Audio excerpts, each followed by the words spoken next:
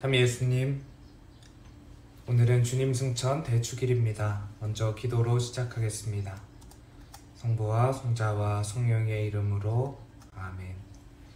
말씀은 바로 내 곁에 있고 내 입에 있고 내 마음에 있다. 주님 성령의 빛으로 저희 눈을 여시어 주님의 길을 보게 하시고 저희 귀를 여시어 생명의 말씀을 듣게 하소서. 아멘. 성부와 성자와 성령의 이름으로 아멘.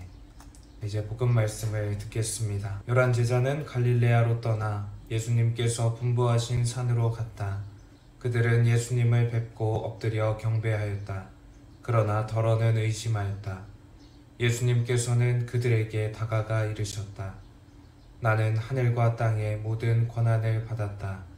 그러므로 너희는 가서 모든 민족들을 제자로 삼아 아버지와 아들과 성령의 이름으로 세례를 주고 내가 너희에게 명령한 모든 것을 가르쳐 지키게 하여라. 보라, 내가 세상 끝날까지 언제나 너희와 함께 있겠다. 오늘은 앞서 말씀드린 것처럼 주님 승천 대축일입니다. 주님 승천 대축일은 주님이신 예수님께서 하늘로 올라가셨음을 기념하는 축일입니다. 지금 우리가 보내고 있는 승천 대축일은 예수 부활 대축일로부터 6번째 목요일, 즉 부활 후 40일째 되는 날이고 공휴일이 아닌 나라에서는 그 다음 주일에 지내고 우리나라도 그렇게 지내고 있습니다. 초기 예루살렘 신자들은 4세기 말에 주님 승천과 성령 강림을 그리스도의 구원 사업의 완성으로 여겼으며 부활 후 50일째 되는 날 함께 경축했다고 합니다. 반면 예루살렘이 아닌 지역에서는 4세기부터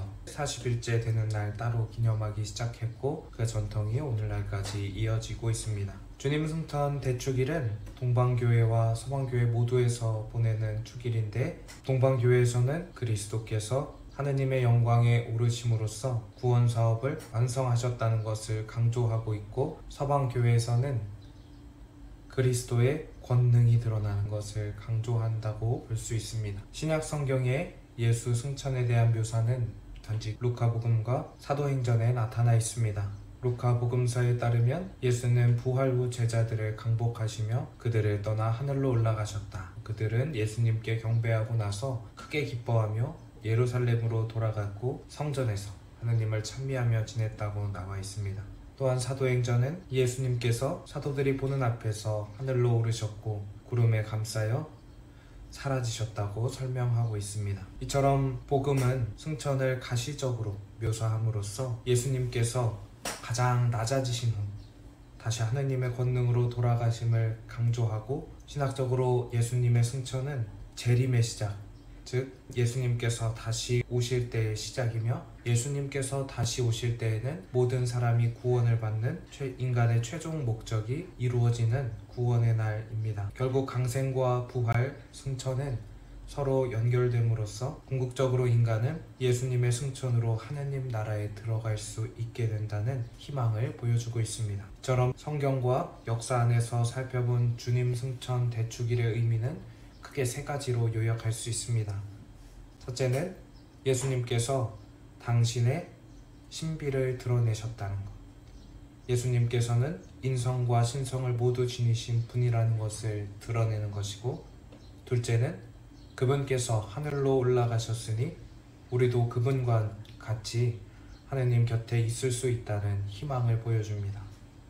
마지막으로 앞으로 다음 주에 우리가 기념하게 될 성령 강림 대축일과 관련해서 예수님을 믿는 교회가 그분께서 보내는 성령에 힘입어 이 희망을 전한 사명을 부여받았다는 것을 보여주는 축일이라고 할 수 있습니다. 이제 말씀을 세세하게 살펴보도록 하겠습니다. 이와 같은 예수 승천 대축일에 오늘 교회는 마테오복음의 끝부분을 들려줍니다.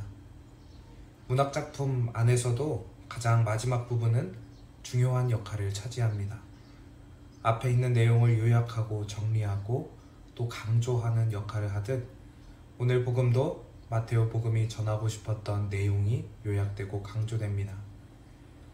복음의 전체 구조를 살펴보면 먼저 예수님께서 왜 이 땅에 오셨는지 마테오 복음은 족보를 통해 우리에게 알려주고 있고 또 예수님께서 활동을 준비하고 갈릴레아에서 활동을 시작하며 예루살렘으로 향하는 여정 안에서 예수님께서 성경에 기록된 대로 나자렛에서 태어나시고 성경의 말씀대로 갈릴레아에서 활동하셨으며 이제 성경의 말씀대로 예루살렘에 입성하셔서 순환과 부활을 거쳐 부활까지 이어지게 되는 일련의 과정을 잘 보여주고 있습니다. 앞서 살펴봤듯이 마테오복음 1장은 예수님의 족보 이야기로 시작하고 있습니다.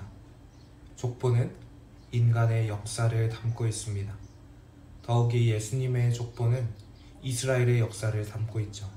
곧 구약의 역사 전체를 예수님께서 완성하러 오셨다는 것을 의미합니다. 이제 마테오복음의 마지막을 살펴보면 예수님께서 내가 세상 끝날까지 언제나 너희와 함께 있겠다 하고 말씀하십니다. 즉 마테오복음은 하느님께서 세상을 사랑하셔서 인간에게 말을 걸으시고 구체적인 이스라엘이라는 나라를 선택해 인간의 역사 안에 들어오시며 그 역사 안에서 언제까지나 활동하신다는 것을 보여줍니다. 이제 복음을 세세하게 읽으면서 복음의 줄거리, 또 등장하는 단어, 사건, 시간이 어떻게 소개되고 있는지, 그 안에 예수님께서는 어떤 모습인지 찾아보는 시간을 갖겠습니다. 먼저 오늘 본문에 등장하는 등장인물은 예수님과 11제자들입니다. 오늘 복음의 줄거리는 매우 간단합니다. 저는 예수님을 만나러 가는 길, 그리고 예수님을 만났을 때, 그리고 이어지는 예수님의 말씀으로 나누어 보았습니다. 본문의 이야기를 나누면서 마치 하느님께서 인간에게 말을 걸어주시는데 그 부름에 응답하는 과정처럼 느껴졌습니다. 인간이 하느님의 목소리를 듣고 찾아가고 결국 그곳에서 하느님을 만나는 것이죠. 이 과정 안에 우리의 고민과 하느님의 뜻이 녹아져 있는 것 같습니다. 조금 더 세세하게 살펴보겠습니다. 오늘 사건이 이루어지는 장소는 갈릴레아의 어느 산입니다. 그리고 그 산은 예수님께서 분부하신 산이었습니다.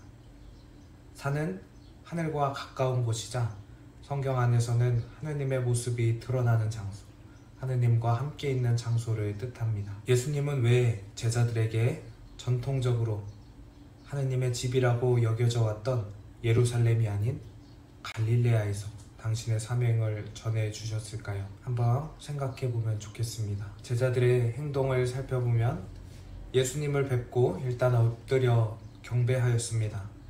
그러나 그 중에 몇몇은 의심한다고 나와 있습니다. 또한 12제자가 아니라 유다를 제외한 11제자가 예수님을 만납니다.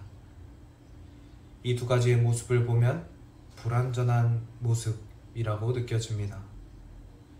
신앙생활을 하면서 내가 속한 공동체에는 경배하는 이들과 의심하는 이들이 함께 있고 우리 스스로조차 그 둘이 함께 공존하고 있다는 것을 느끼신 적이 있으신가요? 오늘 예수님의 모습, 또 제자들의 모습을 살펴보며 한번 생각해보면 좋겠습니다. 그 다음으로 예수님께서는 제자들을 만난 다음에 가장 먼저 하늘과 땅의 모든 고난을 언급하고 계십니다. 그런데 거기에서 가지고 있다가 아니라 이 고난을 받았다라고 말씀하십니다.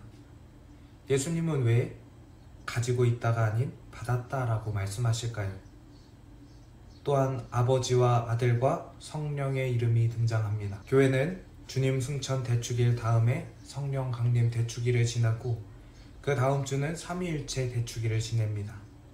즉 예수님께서 혼자 일하고 계시는 것이 아니라 삼위일체 하느님과 함께하고 계시다는 것을 이야기해주는 부분입니다. 이와 관련해서 우리는 누구와 일하고 있나요? 한번 생각해보면 좋겠습니다. 그 다음으로 살펴볼 것은 예수님께서 주신 사명에 대한 것입니다. 예수님께서는 내 민족을 넘어 모든 민족을 제자로 삼으라고 말씀하십니다. 우리가 신앙으로 초대하는 이들이 우리의 영역에서 벗어난 적이 있으신가요? 우리가 전하는 복음은 우리끼리만의 복음이 아니라 세상의 모든 민족을 위한 복음이라는 것을 생각해보면 좋겠습니다. 다음으로는 당신께서 명령하신 모든 것을 지키라고 말씀하십니다. 내가 따르고 있고 함께 하자고 권하는 신앙의 가르침은 나 스스로 내가 중요하다고 생각하는 것인가요? 아니면 예수님께서 중요하다고 생각하는 것일까요? 또 예수님의 가르침을 선택적으로 수용하지는 않았나요? 우리는 말씀을 들을 때에도 말씀을 선포할 때에도 우리에게 유리한 방식으로 받아들이고 또 가르치지는 않았나요? 한번 생각해 보면 좋겠습니다. 우리가 우리의 뜻이 아니라 예수님의 뜻을 찾을 때, 우리의 이름이 아니라 성부와 성자와 성령의 이름으로 활동할 때 예수님께서는 세상 끝날까지 언제나 너희와 함께 있겠다고 말씀하십니다. 언제나 라는 말은 시간의 제약이 없이 계신다는 것을 의미합니다. 너희와 라는 말은 다른 누군가가 아니라 지금 역사 안에 살아 숨쉬는 우리가 그 대상임을 보여줍니다. 또한 함께 라는 말은 멀리 떨어져서가 아니라 바로 옆에 가까이에 있겠다는 뜻이며, 있겠다라는 말은 그분께서 허상이 아니라 실제로 존재하고 계시다는 것을 드러냅니다. 주님 승천 대축일을 보내며 우리는 예수님께서 하느님이시며 사람으로서 당신의 영광 속으로 들어가심을 경축합니다. 예수님께서 말씀하시는 것들, 예수님께서 가르쳐 주신 것들은 사라지지 않고 하느님의 품 안에서 반드시 실현된다는 것을 기억하면 좋겠습니다. 그리고 그렇게 기억하고 우리 안에 모실 때 우리도 역시 하느님 품에 하느님과 함께 살아갈 수 있다라고 하는 사실, 하느님께서 그런 우리와 함께하고 계신 사실을 기억하면 좋겠습니다. 마지막으로 이 희망을 전하도록 성령을 통해 하느님께서 마련하셨기에 우리는 어떤 상황에서도 우리가 가진 희망을 놓지 않도록 해야 하겠습니다. 오늘 주님 승천 대축일을 보내며 우리 곁에 계신 하느님과 함께 기쁘고 행복한 한 주 보내시기 바랍니다. 마침 기도로 마치겠습니다. 성부와 성자와 성령의 이름으로. 하느님, 거룩하신 말씀에 감사합니다. 하느님의 말씀이 내 인생 행로를 밝히는 등불이 되게 하소서. 그 말씀을 내 마음속에 소중히 간직할 수 있도록 가르치시어 풍성한 열매를 맺을 수 있게 하소서. 우리 주 그리스도를 통하여 비나이다. 아멘. 성부와 성자와 성령의 이름으로.